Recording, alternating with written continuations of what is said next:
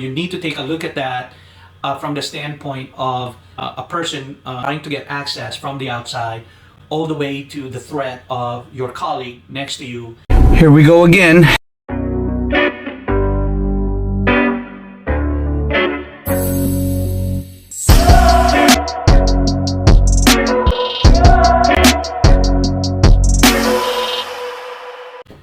Alrighty, PCQI, we're back to our FDA on-site investigation series. So in this topic, we'll be covering records/document review that's going to be potentially be requested by the investigator. So some of these things, obviously, is your food safety programs or your prerequisite programs, documents and records.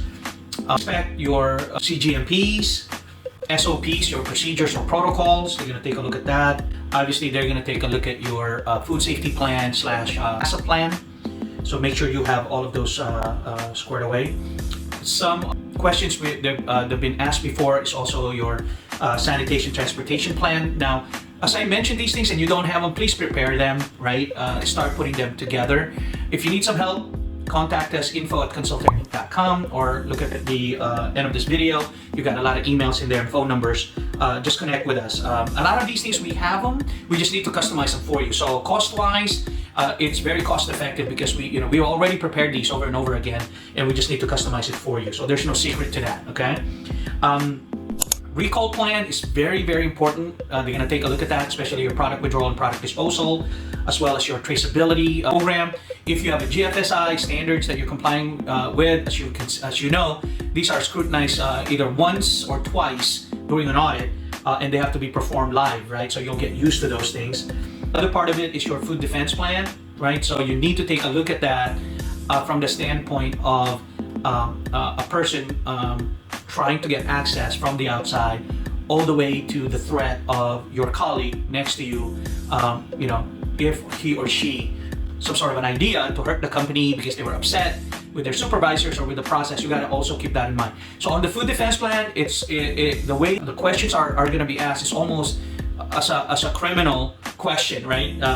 What would that person do as a criminal in a way? So be prepared for those, okay? Then your verification and validation activities is going to come into play in this part of the records and document review. So all of your QC forms, your verification forms, and validation forms for your system, make sure those are up to snuff. And if you don't know how to do this, info@consultinginc.com. That's all I can say. Just let us know so we can assist you. All right.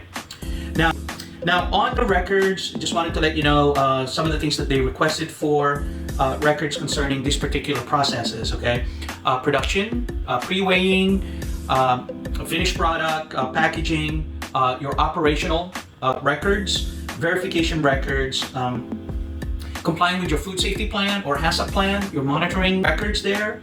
Take a look at those, and shipment of records.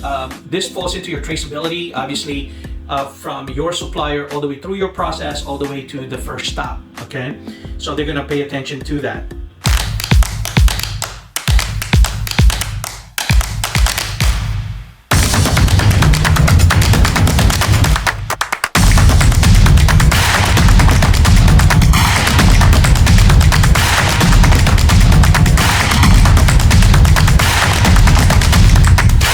Now, when they're asking for specific recipes or formulas, ask Arnel, do I put the percentages and the blending and mixing instruction, right? If you're requested to, obviously those are proprietary for you.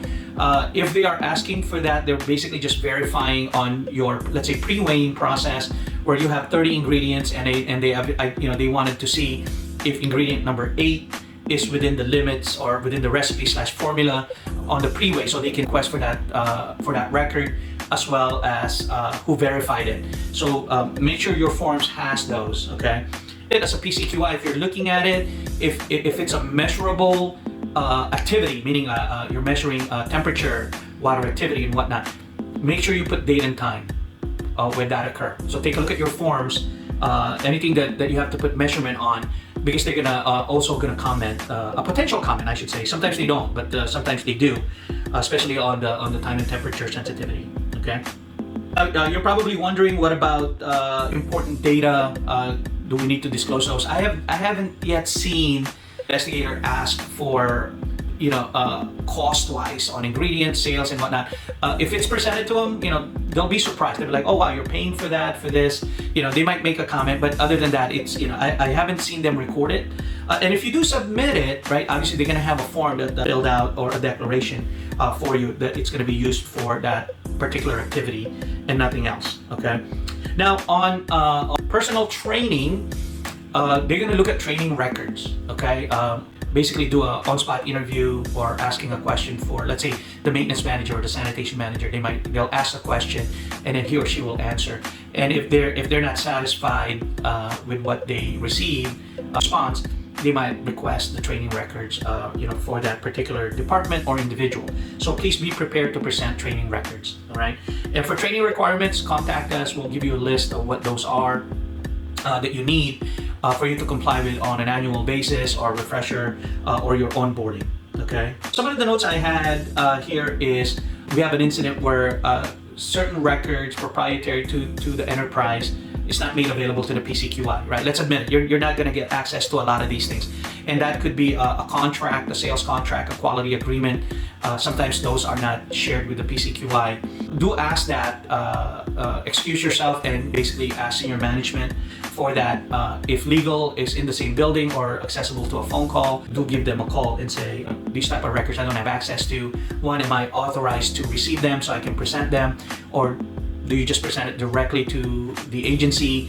Just find out. So then you can then check off on that, all right? So part of it, when it comes to this records or document review, obviously this is gonna happen in the designated area that we talked about early on in the series, right? Or in a conference room and whatnot. So what you present to the investigator, obviously they're escorted and you gotta be a witness on that part. Don't leave the records just laying there, okay? Once he or she is done with it, put them away, okay? Because they might write you up for that as well, or they might look into something else that it didn't even pertain to the original question. So, what I always witness on document review when it comes to the FDA side of things, ask a question, you answer it, you present the facts and the proof. Once you're done, go to the next one. Don't leave things hanging and laying all over the place because, he might think of something else that's not even pertaining to the actual scope, but because the opportunity presented itself, it could be under potential scrutiny. Okay. Basically, one of the things is what about copies of records? So that's one of the things that I'm always being asked. What if they need copies of the records? What do I need to provide? So, like I said, if they ask for copies, document the copies that you present. When we're doing an FSVP, FDA on-site, when FDA is there, that particular investigator, once they go in there, they know it's a lot of documents, so they would ask copies for it. It's up to your policy, okay? So a lot of the times they just want to review your particular programs for that. But when we're talking about actual records, this is where your forms under your PFL system, right? P stands for programs, policies, procedures, and then F is for forms for records, right? And then lessons for training materials. So I'm talking about the actual forms for records. Now that part of it, you need to clear that with senior management because those are actual records. And if you are of that particular activity, right, to comply with that procedure, to the policy and to the program. So make sure you get that cleared by senior management first, okay? And if it's okay with them, make sure that's part of your SOP. So in the future, you don't have to be panicking about that or, keeping that in your mind. So there's other legal stuff on that one when it comes to records. Get with your legal department. There's a lot of statute that you can put on there. That the legal department will do so. But we're talking about as a PCQI, okay? You're in the middle of an audit and you're getting this squared away. What do you do as a PCQI? So other than that, we'll go to the next topic. Thanks everybody, and hopefully that a little bit of an insight when it comes to records and document review and presentation with an FDA investigator. Till next time, have a great day, PCQIs. Contact us, and don't forget to share, like, and subscribe. Thanks again, PCQIs. Have a good one.